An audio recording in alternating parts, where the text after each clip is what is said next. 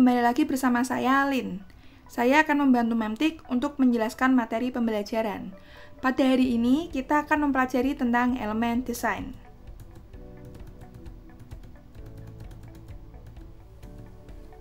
Sebelum itu, kalian tahu nggak sih jika desain itu memiliki suatu elemen? Lalu, apa saja sih elemen-elemen yang ada di dalam desain? Nah, kita akan mempelajarinya pada hari ini. Jadi, semangat teman-teman!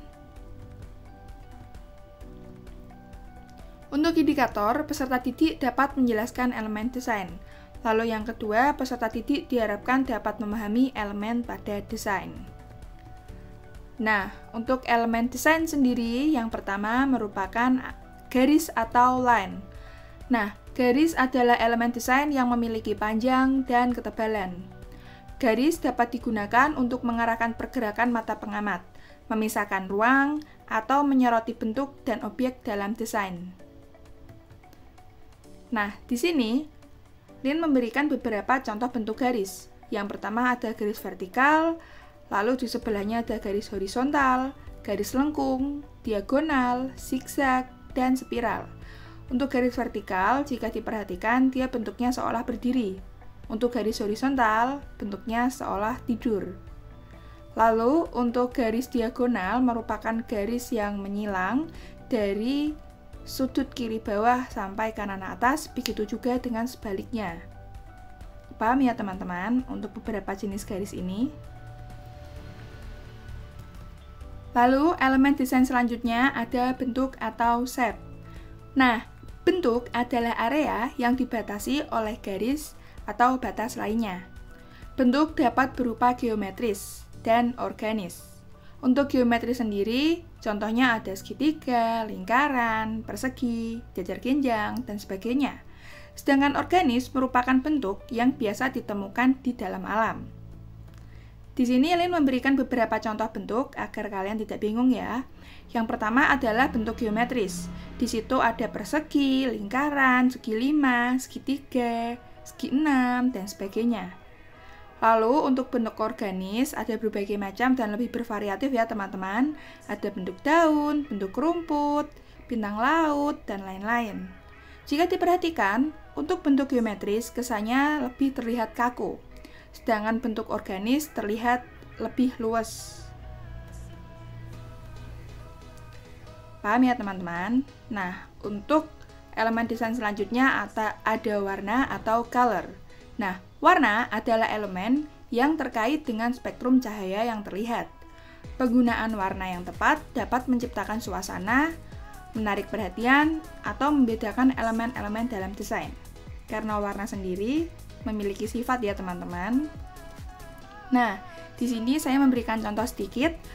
Ada warna primer, warna sekunder, dan warna tersier. Warna primer merupakan warna pokok yang terdiri dari warna kuning, biru, dan merah. Untuk warna sekunder sendiri merupakan pencampuran dari warna pokok, seperti hijau, jingga, dan ungu. Sedang warna tersier sendiri merupakan perpaduan atau pencampuran antara warna primer dan warna sekunder. Selanjutnya ada tekstur atau texture.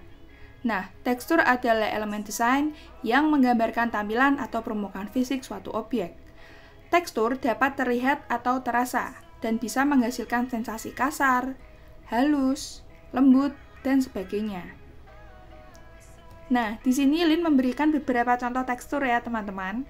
Ada tekstur tembok yang belum diplester, terlihat seperti ada batu batanya. Lalu ada tekstur rotan dan anyam-anyaman, tekstur pasir atau tanah yang pecah-pecah. Nah, dari tekstur sendiri kita sebagai desainer dapat memberikan suatu sensasi atau perasaan kepada audiens kita dengan memanfaatkan tekstur.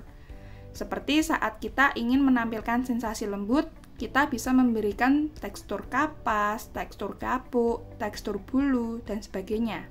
Nah, saat kita ingin menampilkan atau membuat audiens merasa kasar, kita dapat memberikan tekstur seperti pasir, kayu, dan sebagainya.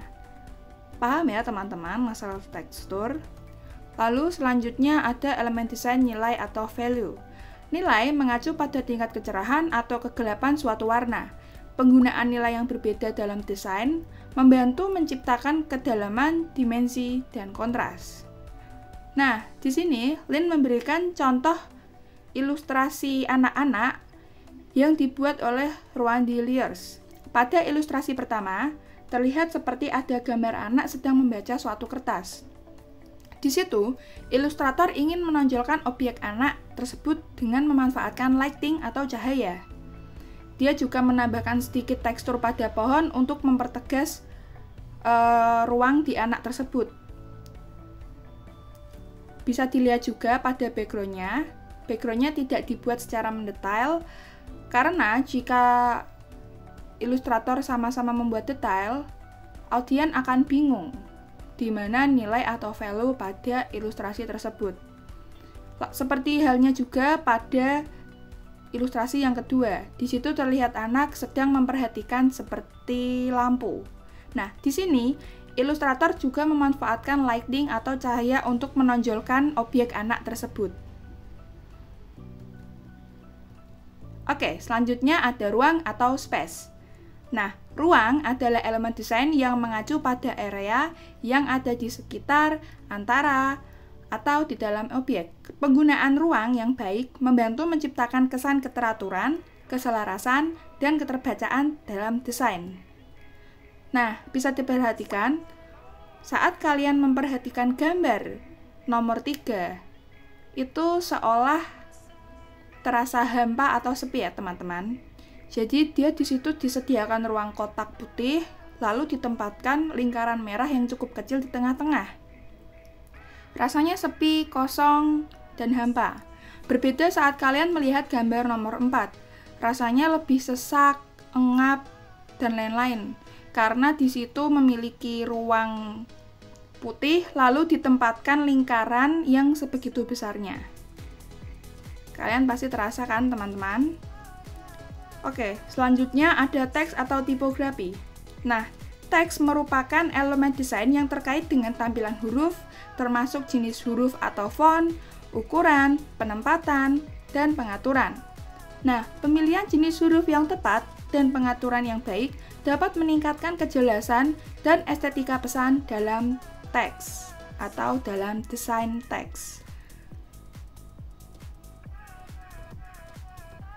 Nah, kesimpulannya, dengan memahami dan menerapkan elemen-elemen desain dengan baik dalam karya DKV, desainer atau kita dapat mencapai suatu tujuan komunikasi, mempengaruhi persepsi dan pengalaman visual pengamat atau audien, menciptakan karya yang estetis dan menarik, serta memperkuat identitas merek atau produk yang direpresentasikan dalam desain tersebut.